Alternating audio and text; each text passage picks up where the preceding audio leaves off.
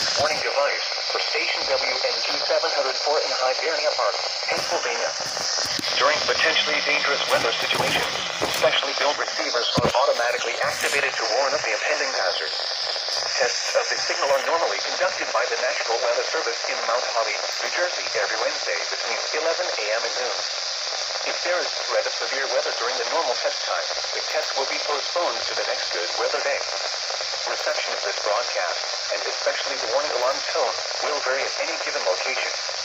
This variability, normally more noticeable at greater distances from the transmitter, can occur even though you are using a good quality receiver in perfect working order. The warning alarm tone will be activated for hazardous weather watches and warnings for the following counties in Pennsylvania: Berks, Chester, Montgomery, Lancaster, and Lebanon. In Delaware, Newcastle. And in Maryland, Depot, including Chesapeake Bay North of Fools Island.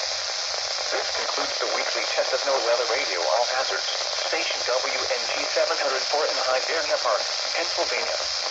Thank you for listening to NOAA Weather Radio All Hazards.